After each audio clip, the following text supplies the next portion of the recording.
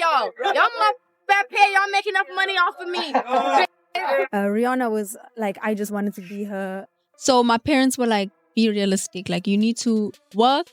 This can be a hobby. Y'all, this drama between Tyla and Rihanna just took a crazy turn.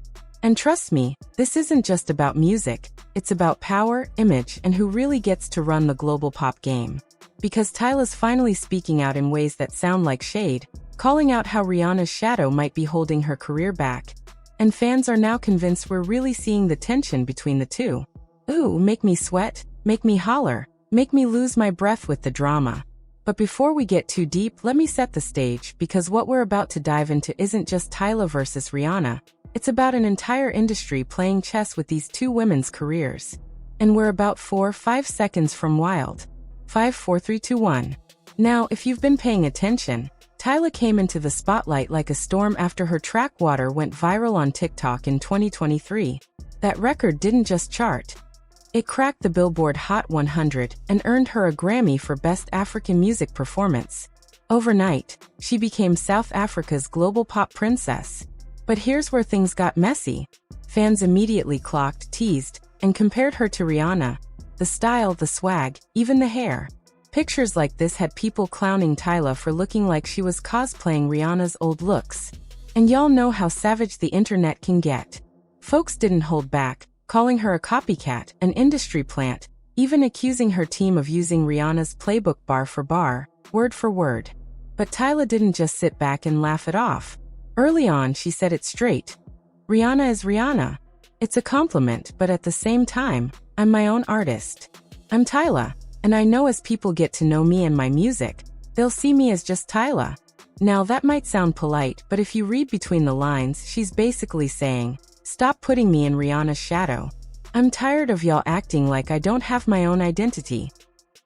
And when she doubled down with a post about people secretly recording her conversations, fans took it as her throwing shade at the industry, and maybe even at Rihanna herself, for keeping her boxed in as the next Riri. She said, talking to me while secretly recording is so weird. I can see the lens, baby. Here's the thing though, Rihanna isn't innocent in this either. Around the same time, Riri posted one of her infamous cryptic quotes on Instagram.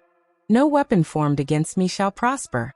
Fans instantly connected the dots, thinking she was warning Tyla to stay in her lane. Or maybe just laughing off the idea that anyone could replace her.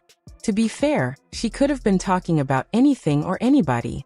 But it got deeper once people started analyzing how Epic Records is marketing Tyla. Given the way the industry has moved in the past, it's not hard to wonder if Rihanna's refusal to co-sign, or even jealousy, might actually be blocking Tyla's growth. From the viral rise of Water to the Rihanna copycat claims, the subtle shade, and the whispers of industry sabotage, this story has it all. And by the end, you're going to see why people are convinced that Rihanna is low-key making sure Tyla never reaches her full potential. There are two ways to leave here, either through the door with the deal sign or through this window, and we're on the 29th floor. That story has always haunted fans because it showed just how intense industry pressures can be. And now, with Tyla being seen as Miss Rihanna 2.0, people can't help but wonder if Rihanna's paying that pressure forward, keeping her space by making sure Tyla never rises too high.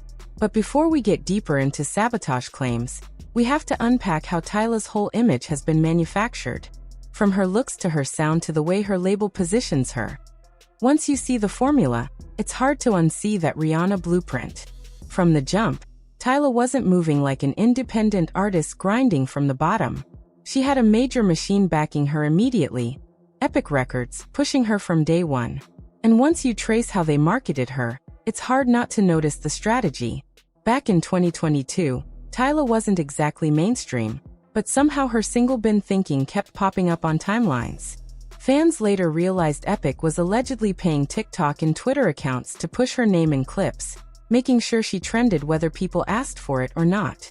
By the time Water dropped, the campaign was flawless. Every For You page had Tyla's choreography. Every Explorer feed was full of clips.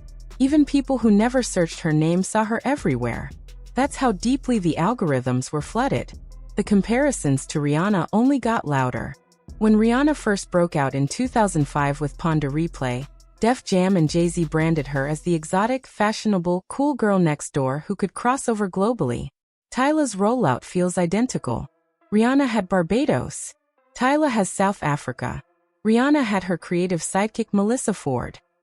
Tyla has her own creative director working behind the scenes. Rihanna went from Caribbean roots into global pop dominance. Tyla's being set up to do the same. Start with Amapiano and Afrobeats, then slide into mainstream pop once the audience is locked in. Even Tyla's fashion trajectory mirrors Rihanna's rise, going from playful sexy performances to Met Gala. But here's where things get controversial. Some critics argue Epic purposely picked Tyla because of her racial ambiguity. In the U.S. market, non-American pop stars who are light-skinned or mixed are often marketed as more palatable. Commentators pointed out that before Tyla, most African women breaking into the U.S. mainstream, like Thames and Ira Star, were darker-skinned. Tyla's lighter complexion, Americanized accent, and carefully styled image made her easier to sell to global audiences who aren't used to embracing African women at that scale. And while Thames got a huge Drake cosign with Wait For You, Tyla's rollout felt more like an industry-crafted personality arc. She went from playful TikTok teen to sultry, high-fashion star almost overnight. Critics say she doesn't have one consistent identity. She just morphs into whatever lane her label needs. And if your brand is built on borrowing, comparisons to Rihanna won't go away. Which brings us back to Rihanna herself. Imagine being her, watching a younger artist rolled out with your exact formula. That makes jealousy speculations feel believable. Because it's not just Tyla copying Rihanna's style, it's Epic Records trying to recreate Rihanna's career from scratch. And if you're Rihanna, the last thing you want is someone being positioned as your replacement. That's when the shade started flying. Tyla posted cryptic comments about people recording her conversations. Rihanna dropped her infamous "No weapon formed against me shall prosper" line. Fans swore it was aimed at Tyla, while Rihanna's Navy defended it as just a faith-based caption. Either way, it sparked fire online. And then Cardi B jumped in. Couldn't stand seeing Tyla dragged. Cardi said, "Every single time I scroll on TikTok, there's a video of her and it's like, what do you want her to effing do? Cut her effing veins?" Raw, unfiltered, and impossible to ignore. Cardi's words not only defended Tyla, but also called out an industry that's setting her up to fail by forcing her into Rihanna's shadow. From there, fan wars exploded. Some accused Tyla of obsession, copying Rihanna's looks and being Rihanna light. Others swore Rihanna was jealous because she hasn't dropped new music in nearly a decade, while Tyla dominates charts and carpets. One viral comment read, "Tyla's success ain't organic. They manufactured her whole brand to be Rihanna light." Of course, Rihanna's annoyed. Nobody wants to be replaced in their own lifetime. Another defended Tyla. Instead of being bitter, she continues to list Rihanna as an inspiration. That's how you know she's genuine. But here's the danger. Shade in the industry isn't just petty, it affects opportunities. If Rihanna doesn't vibe with Tyla, will certain collabs get blocked? Will fashion houses hesitate? Fans speculate Rihanna's jealousy might not be emotional, it could be strategic. And Tyla knows it. That's why she keeps stressing her individuality in interviews, saying, "People want to tie me to something familiar." Cool. But at the end of the day, we're doing something no one's done before. That subtle "no one's done before" was taken as a dig. I'm not copying. I'm innovating. Still, Rihanna doesn't even have to say Tyla's name. Her influence in fashion, music, and business is enough to quietly stall momentum. And if doors start closing, the public won't blame Rihanna. They'll just say Tyla fell off. At the same time, Tyla's team may have played themselves by copying the Rihanna formula too closely. If you remind people too much of the OG, you'll always live in their shadow.